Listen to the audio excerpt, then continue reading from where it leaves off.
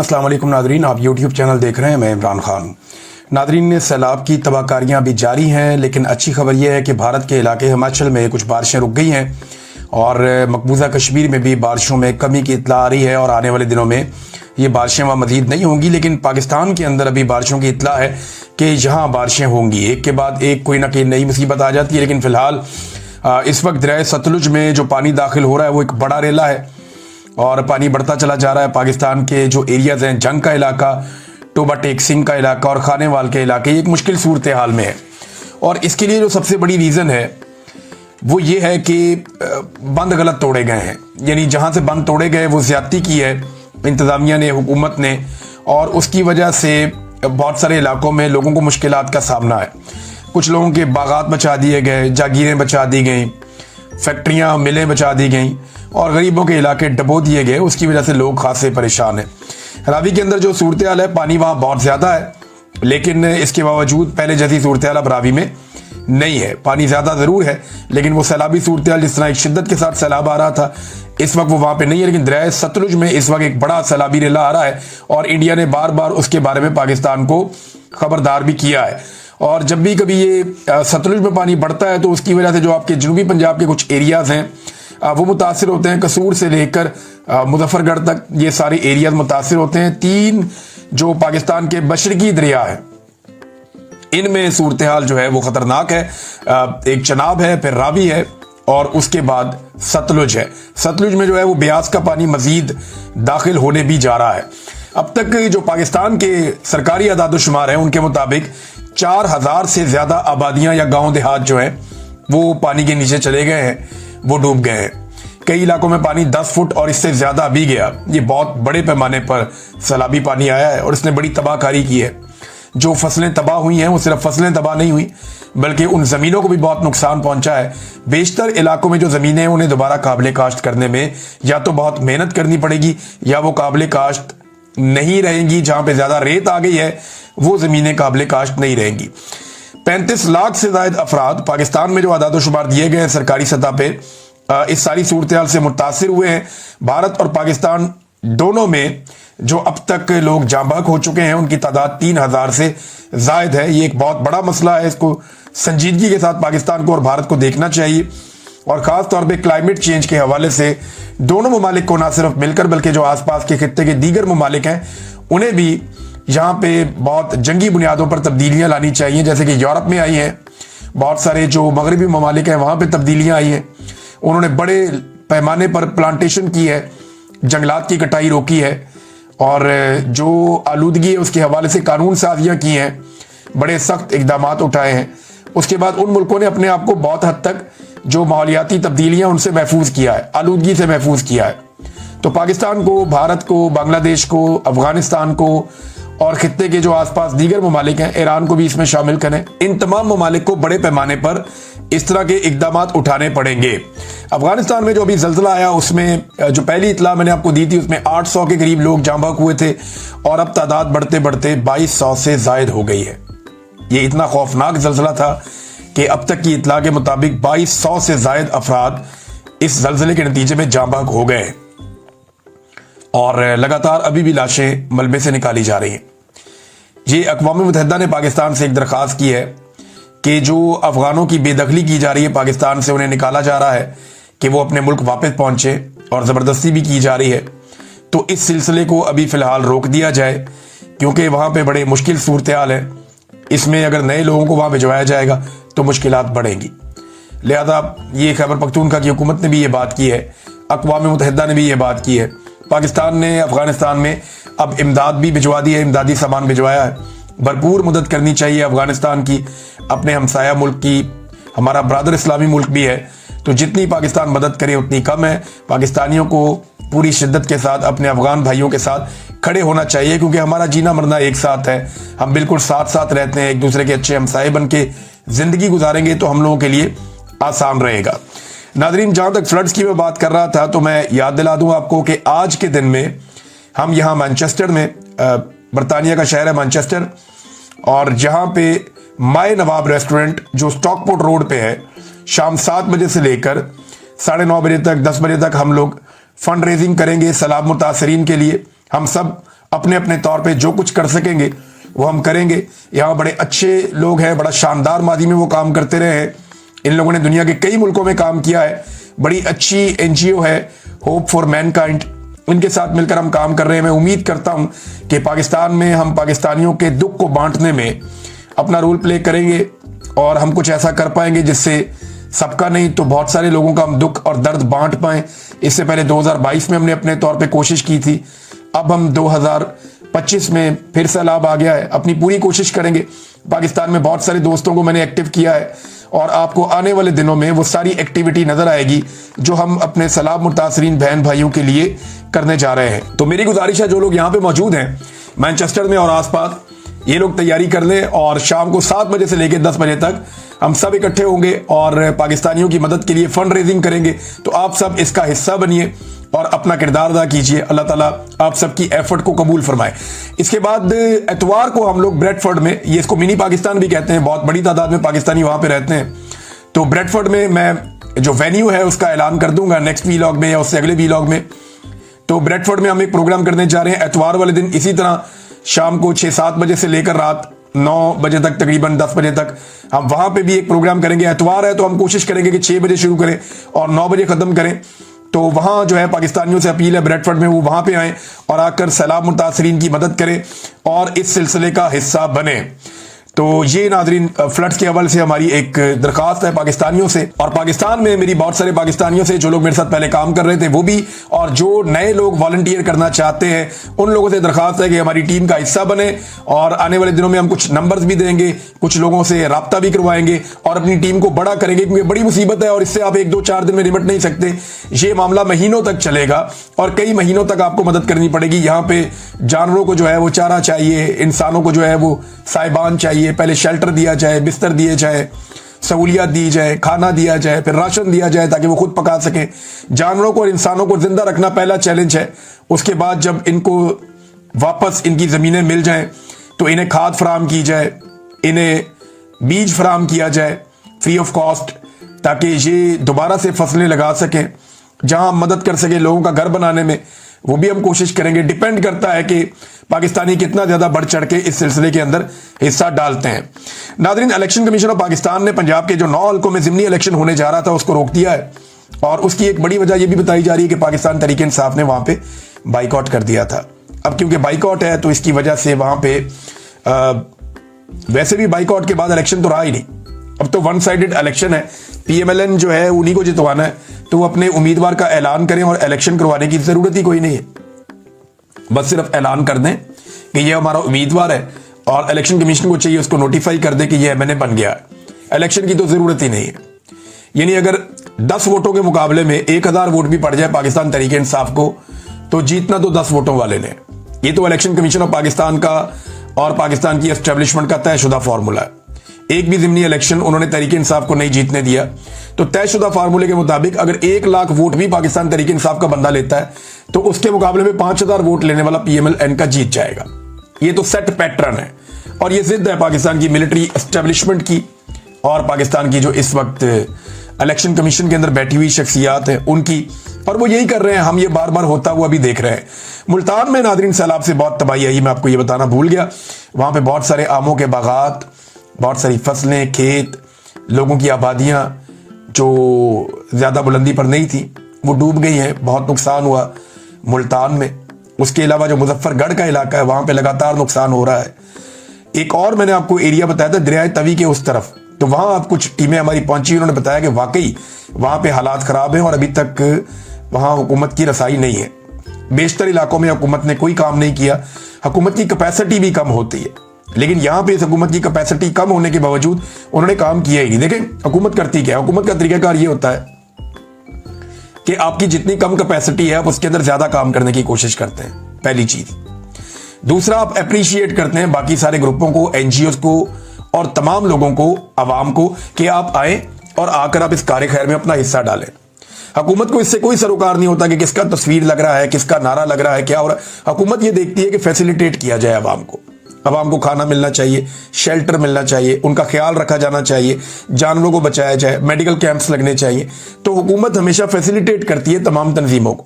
ماضی میں ہم یہ ہوتا ہوا دیکھتے بھی رہے لیکن اس مرتبہ ہم عجیب چیز یہ دیکھ رہے ہیں کہ حکومت نہ صرف خود کام نہیں کر پا رہی، وسائل تو محدود ہیں لیکن قابلیت بھی نہیں ہے، حکومت خود کام نہیں کر پا رہی، اور جو لوگ کام کرنے کے لیے آ رہے ہیں ان کو بھی منع کر رہی ہے، ان کو روک رہی ہے کہ اگر کام کرنا ہے تو حکومت آپ کو بتائے گی کیا کرنا ہے، اور حکومت جو ہے اس کے اندر اہلیت ہے نہیں، پھر وہ چاہتے ہیں زبردستی فوٹو لگایا جائے مریم نواز کا، اب اس کو لوگ پسند نہیں کرتے، تو اس ایک ضد کی وجہ سے انہوں نے کافی زیادہ لوگوں کو، این جی اوز کو، جو فلاحی کام کرنے والے ادارے ہیں انہیں مایوس کیا اور ان کو پریشانی میں ڈالا، خاص طور پہ وہ ادارے جو بیچارے چھوٹے ادارے ہیں، چھوٹے پیمانے پہ کام کرتے ہیں، ان کو تو انہوں نے بہت زیادہ پریشان کیا ہے۔ ناظرین، موجودہ نظام کے بارے میں نواز شریف صاحب کیا کہتے ہیں، یہ بڑے مزیدار انکشافات ہیں جو خواجہ آصف صاحب نے کیے ہیں۔ خواجہ آصف صاحب کہتے ہیں کہ میاں نواز شریف صاحب جو ہے نظام کے تسلسل سے بالکل متفق ہیں، اور اس جو ہائیبرڈ نظام ہے اس میں نواز شریف صاحب کو کسی قسم کا کوئی اعتراض نہیں ہے۔ دیکھیں، اب وہ لوگ جو یہ چورن بیچتے ہیں کہ نواز شریف کے اندر لاوا پاٹنے والا ہے، وہ لوگ جو یہ کہتے ہیں کہ نواز شریف صاحب جو ہیں وہ اپنے دل میں راز چھپا کے بیٹھے ہیں، وہ یہ کر دیں گے، وہ کر دیں گے، آنے والے دنوں میں وہ متحرک ہو جائیں گے، وہ بہت ساری چیزوں سے پردہ اٹھانے والے ہیں، وہ سارے لوگ ذرا سوچیں کہ نواز شریف صاحب خواجہ آصف صاحب سے کیا کہلوا رہے ہیں۔ خواجہ آصف بتا رہے ہیں کہ نواز شریف صاحب بالکل راضی ہیں، بالکل مطمئن ہیں اور بالکل متفق ہیں جو اس وقت ہائیبرڈ نظام چل رہا ہے اس سے۔ ہائیبرڈ نظام کہتے ہیں دوگلے کا، ہائیبرڈ کا جو مطلب ہوتا ہے وہ دوگلا ہوتا ہے، تو ایک دوگلا نظام چل رہا ہے پاکستان میں، یعنی سٹیئرنگ پہ کوئی اور بیٹھا ہوا ہے اور پیچھے سے سٹیئرنگ کو ہلا کوئی اور رہا ہے۔ کٹ پتلی حکومت چل رہی ہے پاکستان میں، ان کی ڈوریاں کسی اور کے ہاتھ میں ہیں، وہ سب جانتے ہیں ملٹری اسٹیبلشمنٹ کے ہاتھ میں۔ تو نواز شریف صاحب اس سے خوش ہیں، راضی ہیں، انہیں کوئی دقت یا پریشانی نہیں ہے، خواجہ آصف صاحب نے یہ بتایا۔ اب اس میں سوال کیا گیا اینکر کی جانب سے کہ کیا نواز شریف گیو اپ کر چکے ہیں کیونکہ ووٹ سے عمران خان کا مقابلہ کرنا مشکل ہے۔ تو اس پہ خواجہ آصف کہتے ہیں کہ معیشت، فوج، خارجہ پالیسی کامیاب چل رہی ہیں تو ایک چیز کے لیے دوسری چیز کو وقتی طور پر پیچھے چھوڑا جا سکتا ہے، یعنی ان کا کہنے کا مطلب یہ ہے کہ معیشت بھی ٹھیک چل رہی ہے، فوج بھی ٹھیک چل رہی ہے، خارجہ پالیسی بھی ٹھیک چل رہی ہے، لہذا اگر سیاست ٹھیک نہیں چل رہی ہے، لوگ ہمیں پیار نہیں کر رہے تو دفع کرو فی الحال، یا جو سویلین سپرمیسی یا ووٹ کو عزت دو کا نعرہ تھا، اگر ہم اس کی عزت نہیں کر رہے تو دفع کریں فی الحال، یہ چیزیں چلنے دیں۔ تو ان تینوں چیزوں پہ ہم بات کر لیتے ہیں۔ نمبر ایک تو معیشت پاکستان کی جیسے چل رہی ہے پورا پاکستان جانتا ہے، کسی آدمی کا کاروبار نہیں چل رہا، کوئی پاکستان کے اندر سرمایہ کاری کرنے کو تیار نہیں ہے، پاکستان کے اندر جن لوگوں کا کاروبار تھا وہ بھی ٹھپ ہو گیا، کسان کی معیشت برباد ہو گئی، پاکستان میں غربت کی شرح جو ہے وہ لگ بھگ 50% تک پہنچنے والی ہے، اس سیلاب کے بعد تو اس سے بھی زیادہ بڑھ جائے گی، بے روزگاری کی شرح پاکستان میں بڑھ گئی ہے، لوگ پاکستان چھوڑ کر باہر جا رہے ہیں، تو معیشت تو ٹھپ ہے، سب جانتے ہیں، کک نہیں انہوں نے معیشت کا کیا۔ تو ایک چیز تو یہ ہے، فوج کے بارے میں انہوں نے کہا فوج ٹھیک چل رہی ہے، صحیح سمت میں کامیابی جا رہی ہے، وہاں پہ فوج کی واحد کامیابی جو ہے وہ پاکستان ایئر فورس نے انڈیا کے طیارے گرائے، یہ بڑی کامیابی، چھوٹی بات نہیں ہے، اس پہ جتنا اپریشیٹ کیا جائے وہ اچھی بات ہے۔ لیکن فوج اور عوام کے بیچ میں جو خلیج پیدا ہوئی ہے اس سارے ہائیبرڈ نظام کی وجہ سے، اس کی بھروائی اب نہیں ہو سکتی۔ خواجہ آصف صاحب شاید یہ بات بھول گئے۔ ہاں، فوج اگر مریم نواز صاحبہ کے بینر اور پوسٹر لگا رہی ہے پھر تو، اگر آپ اس کو کہتے ہیں کہ وہ ٹھیک چل رہی ہے تو پھر تو ٹھیک چل رہی ہے، لیکن اگر آپ یہ کہتے ہیں کہ فوج اور عوام کے درمیان ایک مضبوط اور مربوط رشتہ آج بھی قائم ہے تو یہ آپ کی غلط فہمی ہے، ایسا نہیں ہے۔ بطور ادارہ فوج کو نقصان ہوا ہے ملٹری اسٹیبلشمنٹ کی جو ایک ہائیبرڈ پالیسی ہے اس کی وجہ سے، جو ان کی سیاست میں مداخلت ہوئی ہے اور غلط مداخلت ہوئی ہے، اس کی وجہ سے فوج کو بطور ادارہ عوام کے ساتھ ان کی دوریاں پیدا ہوئی ہیں۔ ہاں، مریم نواز کے بینر لگا کے انہوں نے، آپ کے لیے شاید اچھا ہو لیکن پبلک کے لیے اور فوج کے لیے مجھے نہیں لگتا یہ اچھا ہے۔ خارجہ پالیسی میں خواجہ صاحب نے کہا تیسرا کہ وہاں کامیابی ہوئی ہے، تو خارجہ پالیسی میں تو کامیابی یہ ہے کہ ملاقاتیں آپ کی سب سے ہو جاتی ہے، ایک ایٹمی ملک ہے پاکستان تو ملاقاتیں تو ہو جاتی ہیں، پھر ہماری لوکیشن ایسی ہے کہ ہماری امپورٹنس رہتی ہے تو ملاقاتیں ہو جاتی ہیں، لیکن ان ملاقاتوں کا نتیجہ کیا ہے؟ کیا پاکستان میں سرمایہ کاری آ رہی ہے؟ کیا وہ ممالک پاکستان میں بڑے پیمانے پر سرمایہ کاری کر رہے ہیں؟ تو ایسا نہیں ہو رہا۔ تو خارجہ پالیسی اگر آپ کی اچھی ہے بھی، آپ کی تصاویر اور ویڈیوز بن رہی ہیں اور آپ ان کو انجوائے کر رہے ہیں، لیکن ان کا کوئی فائدہ پاکستان میں نہیں آ رہا، الٹا جن کو آپ مل رہے ہیں ان کو آپ فائدہ دے رہے ہیں، جیسا کہ آپ نے ابھی ایک فائدہ دیا آذربائیجان کی ایک کمپنی کو، $300 ملین کا وہ یہاں پہ لگائیں گے، پھر آپ نے ان کے ساتھ IPP طرز کا ایک معاہدہ کر لیا کہ کام ہو یا نہ ہو ہم آپ کو پیسہ دیتے رہیں گے اور ڈالرز کے اندر دیں گے۔ یہ جو ایک معاہدہ اور کیا ہے ایک آذربائیجان کی کمپنی کے ساتھ، تو فائدہ تو ان کو ہو گیا۔ ہم تو سن رہے تھے سرمایہ کاری ہمارے ملک میں آئے گی، الٹا فائدہ ان کو ہو گیا. تو یہ قوم کو چونا لگانے والی بات ہے اور اس کے علاوہ کچھ نہیں ہے. خواجہ آصف نے ایک اور کام کیا, یہ میں آپ کو پڑھ کے سناتا ہوں. کیونکہ ایک تقریب میں خطاب کیا جسٹس اطہر من اللہ صاحب نے, ان پہ ہمیں بہت سارے اعتراضات بھی ہیں. انہوں نے بہت ساری جگہوں پہ ماضی میں ایسی پالیسی رکھی کہ یہ ایک قدم پیچھے ہٹ جاتے تھے, اور جہاں پہ انصاف دینا چاہیے تھا, شدت سے کھڑے ہونا چاہیے تھا, وہاں پہ یہ جج بھی نہیں کھڑے ہوئے, کچھ اور جج صاحبان ہیں وہ بھی نہیں کھڑے ہوئے. اور آج وہ سارے جج صاحبان پچھتا رہے ہیں کہ اگر یہ اس وقت کھڑے ہو جاتے تو آج عدلیہ کی یہ درگت نہ بنتی, یہ حالت نہ ہوتی. تو انہوں نے جو تقریر کی اطہر من اللہ صاحب نے, انہوں نے اس تقریر میں زیادہ تر ٹائم دو جگہ پہ تنقید کی. ایک انہوں نے اسٹیبلشمنٹ پہ تنقید کی, دوسرا انہوں نے عدلیہ پہ تنقید کی کہ عدلیہ اپنا کام نہیں کر پا رہی, انصاف نہیں دے پا رہی. انہوں نے اپنے ہی ادارے کے اوپر بار بار تنقید کی, اور دوسرا اسٹیبلشمنٹ پہ جس طرح وہ باتیں کر رہے تھے تو اسٹیبلشمنٹ پہ ایک تنقید تھی, جیسے ملک کے ساتھ جو کچھ انہوں نے ماضی میں کیا, تو ان کی ساری تنقید اسٹیبلشمنٹ اور عدلیہ پہ تھی. لیکن خواجہ آصف صاحب نے یہاں پہ دیکھیں ٹویٹ میں کیا لکھا. اطہر من اللہ کو جسٹس بھی نہیں لکھا, صاحب بھی نہیں لکھا. اطہر من اللہ کو یہ فرمانے سے پہلے ماضی کو یاد رکھنا چاہیے, ایک وردی والے جنرل مشرف کی صدارت میں وزیر قانون تھے, مارشل لا تھا, ڈکلیئرڈ تھا. ہم سیاستدان اگر غلطی کرتے ہیں تو یاد رکھتے ہیں کہ لوگ یاد دلائیں گے. جب یہ بڑے عہدوں پر فائز اشخاص ماضی کی سہولت کا استعمال کر کے بھول جاتے ہیں تو میں صرف اتنا کہوں گا کہ یہ شخص کوئی شرم کرے, کوئی حیا کرے. بات یہ ہے کہ اطہر من اللہ صاحب نے ماضی میں جو کیا وہ تو اپنی جگہ پہ. خواجہ صاحب آپ کے والد بھی تو اسی کیبنٹ کا حصہ تھے جو ایک ڈکٹیٹر کی تھی. تو سب نے کہیں نہ کوئی غلط کام کیا ہے. پاکستان میں فوج نے کنٹرول ہی اتنا زیادہ رکھا کہ کبھی نہ کبھی سارے ان کے بنائے ہوئے ایک سسٹم کا حصہ رہے, یا اس کے قریب سے گزرے, یا اس کے مطابق چیزیں سوچتے رہے. لیکن زیادہ تر لوگوں کو سمجھ آئی. جب کسی کو سمجھ آئی تو پھر اس نے صحیح رستہ اختیار کیا. لیکن خواجہ صاحب عجیب بات یہ ہے کہ آپ آج بھی ہائیبرڈ نظام کی تعریف کرتے ہیں, آپ آج بھی دوگلے نظام کو پسند کرتے ہیں, حالانکہ آپ نے آمریت کو بھگتا بھی ہے, تکالیف بھی دیکھی ہے. لیکن اس کے باوجود عمران خان کے خوف نے آپ کو دوبارہ GHQ پہنچا دیا اور آپ کو دوبارہ آپ کے ہاتھ میں برش پکڑا دیا اور آپ نے پالش شروع کر دیا انفارچونیٹلی. تو اطہر من اللہ تو سیاستدانوں کی بات نہیں کر رہے تھے, وہ تو بات کر رہے تھے ڈکٹیٹرز کی, وہ بات کر رہے تھے اپنی عدلیہ کی. لیکن خواجہ صاحب کو آج کل کیونکہ بڑا ان کو ادارے سے پیار ہے اور آج کل وہ ایک ڈکٹیٹرشپ کو پسند کرنے والے شخص بنے ہوئے ہیں, لہذا انہوں نے پھر جواب دیا بجائے اس کے کہ ڈکٹیٹرز اس کا جواب دیتے. اس کا جواب خواجہ آصف نے خود دیا ہے. ناظرین, چینی میں کس کس نے پیسہ کمایا ہے, بڑی انٹرسٹنگ ایک رپورٹ آئی ہے میرے پاس. اس میں جو چینی پاکستان سے باہر ایکسپورٹ کی گئی اس میں سب سے زیادہ پیسہ جو کمایا وہ شریف خاندان نے کمایا. یہ حمزہ شہباز, نصرت شہباز اور سلمان شہباز, یہ شہباز شریف کے بچے اور بیوی ہیں. یہ جو چینی ایکسپورٹ کی گئی, ان کی شوگر مل نے 2 ارب 41 کروڑ روپے سے زائد مالیت کی چینی جو ہے وہ ایکسپورٹ کی تھی. اچھا جی, اس کے بعد حمزہ شہباز, نصرت شہباز کی ایک اور العربیہ شوگر مل ہے, وہاں سے بھی شوگر ایکسپورٹ ہوئی تھی اور انہوں نے 1 ارب اور 20 کروڑ روپے کی شوگر ایک اور ایکسپورٹ کی. دیکھیں کتنا پیسہ بنایا. نواز شریف اور شہباز شریف کے بھتیجے ہیں اور یہ ان کے ایک بھائی ہوتے تھے میاں صاحب کے, عباس شریف صاحب, ان کے 2 بیٹے ہیں. ان کی ایک مل ہے چودھری شوگر مل, اور اس شوگر مل نے 1 ارب 49 کروڑ روپے کی چینی ایکسپورٹ کی ہے. سارا فائدہ ان کے اپنے خاندانوں کے پاس. زرداری صاحب کے اومنی گروپ کے ایک دوست ہیں خواجہ عبد الغنی مجید, یہ ٹنڈوالا یار شوگر مل سے انہوں نے جو 91 کروڑ 70 لاکھ روپے کی چینی جو ہے وہ ایکسپورٹ کی تھی. زرداری صاحب کے ایک اور دوست ہیں, ان کا نام ہے ذکا اشرف, ان کی شوگر مل نے 1 ارب 67 کروڑ روپے مالیت کی 11,317 میٹرک ٹن چینی ایکسپورٹ کی ہے. یہ اشرف شوگر مل اس کا نام ہے.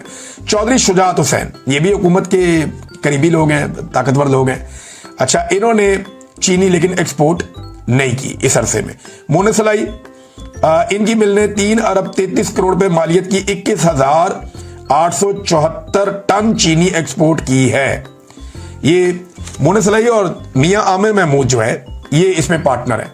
تو خالی مونے سلائی نہ سمجھے, میاں عامر محمود بھی شامل, اور میاں عامر محمود جو ہے وہ ایک ٹی وی چینل کے مالک بھی ہیں. تو ان کی جو رحیم یار خان شوگر مل ہے یہ وہاں سے جو ہے یہ گئی ہے. جہانگیر ترین صاحب کی شوگر ملز جو ہیں انہوں نے مجموعی طور پر 15 ارب روپے مالیت کی 99,000 ٹن چینی ایکسپورٹ کی. دیکھیں سارے لوگ حکومت کا حصہ ہے, سارا گیم سیاستدانوں نے ڈالا ہے. اور پیسہ بنایا ہے انہوں نے اس کے اندر. دیکھ لیں آپ ناظرین. ملک ریاض کا جو مال آف اسلام آباد ہے اس کو ابھی نیلام کرنے کی تیاری ہو رہی تھی. معاملہ چلا گیا عدالت میں. وہاں پہ ملک ریاض کے وکیلوں نے, اور وہ آگے ملک ریاض کے وکیل تو نہیں تھے, وہ جو اس کے اندر رہتے ہیں لوگ جن کے پاس وہاں ملکیت ہے, انہوں نے آ کر کہا جی ہم نے تو خریدے ہوئے ہیں, یہ آپ ہمارے پہ کس بات کی سزا دے رہے ہیں ہمیں؟ اگر ملک ریاض کی چیزوں کو آپ نے قابو کرنا ہے تو بیریا ٹاؤن میں بلاول ہاؤس ہے, اس پہ بڑے کہکے لگے عدالت کے اندر. انہوں نے کہا جی ان کے نام پہ جا کے وہ آپ پکڑے اور پکڑ کے اس کو سیل کر دیں, لیکن بلاول ہاؤس کی طرف کوئی نہیں جائے گا. فی الحال یہ معاملہ جو ہے وہ سٹے ہو گیا میرے خیال میں, اور یہ معاملہ بھی آگے فی الحال اس طرح نہیں بڑھے گا. ایک اور خبر ہے ناظرین چھوٹی سی, اور خبر یہ ہے کہ سنی اتحاد کونسل کے ابھی تک, یا وہ پاکستان تحریک انصاف کے حمایت یافتہ جو امیدوار تھے, ان میں سے ابھی تک 25 لوگ ایسے ہیں جنہوں نے استعفے نہیں دیے. یعنی عمران خان صاحب نے کہا تھا کہ استعفے دے دو, لیکن انہوں نے ابھی تک استعفے نہیں دیے. ان میں جو سلیم رحمان صاحب ہیں, سہیل سلطان, محمد بشیر خان, محمد نواز خان, محمد عاطف, شیر علی ارباب, ذوالفقار علی, نسیم علی شاہ, شیر افضل خان, محمد مبین عارف, اسامہ احم میلا اور محمد مقداد علی خان, غلام محمد, علی افضل شاہی, محمد سعد اللہ, عمر فاروق, محمد ریاض فتیانہ, محمد محبوب سلطان, سردار لطیف کھوسا اور عائشہ نذیر, میاں غوث محمد, محمد معظم علی, فیاض حسین, انبر مجید اور خواجہ شراز. یہ وہ لوگ ہیں جنہوں نے ابھی تک عمران خان صاحب کے کہنے کے مطابق قائمہ کمیٹیوں سے استعفے نہیں دیے. اب تک کے لیے اتنا ہی. اپنا خیال رکھیے گا, اپنے اس چینل کا بھی. اللہ حافظ.